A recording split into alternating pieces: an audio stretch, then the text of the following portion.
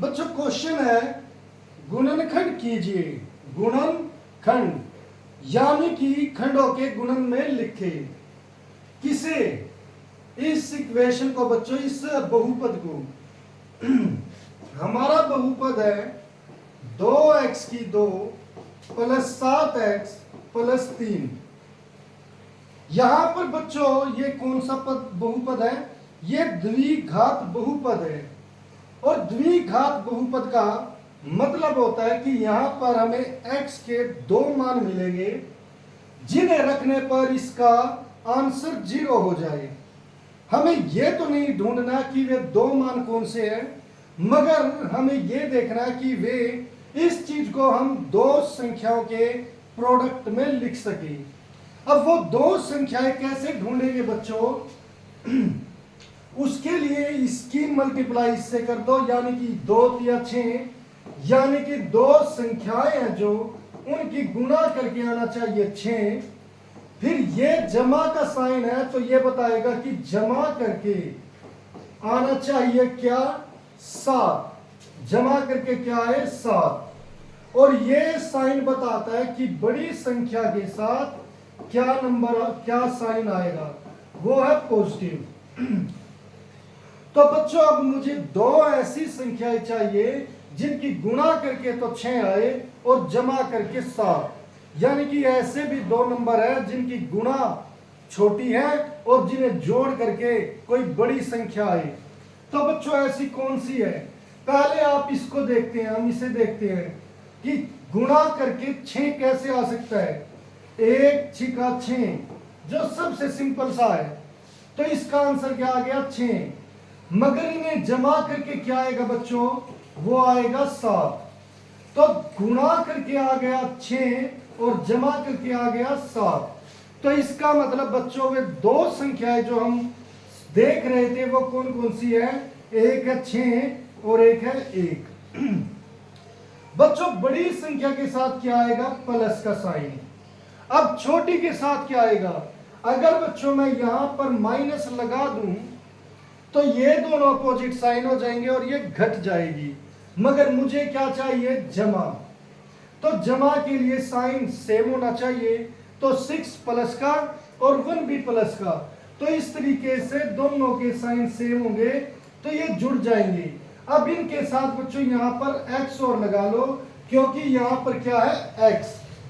तो इसका मतलब वे 2 नंबर हम कैसे लिखेंगे? 6x plus 1x। अब आ जाते हैं क्वेश्चन पर बच्चों। ये जो 2x स्क्वायर है आपको इसके साथ कुछ नहीं करना, बिल्कुल एज इट इज लिख देना है। बस यहां पर जो प्लस 7x है उसकी जगह क्या लिखोगे?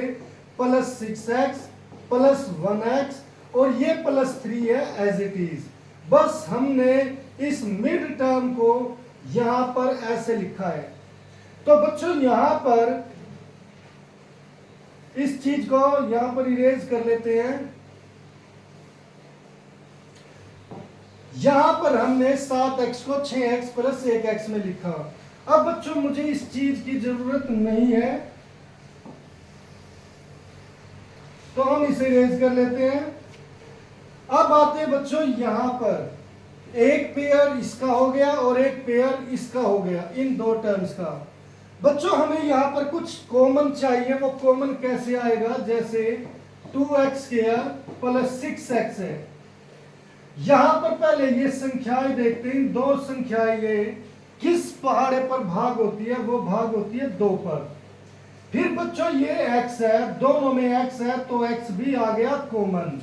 तो बच्चों यहां पर 2x स्क्वायर प्लस 6x में क्या कॉमन आ गया? 2x। 2x कॉमन का मतलब होता बच्चों 2x से आप भाग कर दो। 2 से 2 कैंसल, x से x कैंसल। 2 3 6 और x से कम x।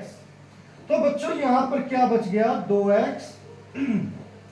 यहां पर x बच गया केवल ये, प्लस यहां पर ये 3 बच गया और कुछ यहां पर नहीं रहा बच्चों। तो यानी कि इसकी जगह मैं क्या लिख सकता हूं? 2x गुणा x प्लस 3। अब बच्चों इस टर्म पर आ जाते हैं। इसके लिए हम इसे इरेज कर लेते हैं। अब आ आ जाते हैं x प्लस 3। यहां पर एक भी लगा सकते हो, कोई दिक्कत की बात नहीं। बच्चों पहले यहां पर इसमें क्या कॉमन है, 1 और 3 किस पहाड़े पर भाग होते हैं बच्चों, ये केवल 1 पर भाग होते हैं। तो आ गया 1, इसकी आ गया प्लस का साइन, 1 आ गया। बच्चों अब इसमें x है, इसमें x नहीं है तो x कॉमन नहीं आ सकता।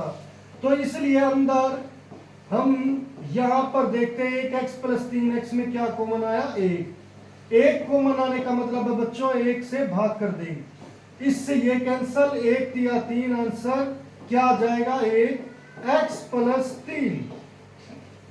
तो बच्चों यहां पर इसकी जगह हम क्या लिख सकते हैं, 1x प्लस 3।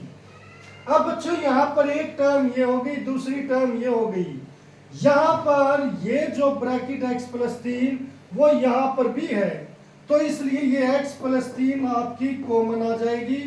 बचेगा क्या, यहां पर 2x और यहां पर क्या बच गया, प्लस 1। तो इस तरीके से बच्चों हम यहां पर ये एक संख्या हो गई, ये दूसरी संख्या हो गई, तो हमने इस बहुपद को इन दो के गुणनखंड में लिख दिया। तो यही होता है बच्चों की गुणनखंड करना।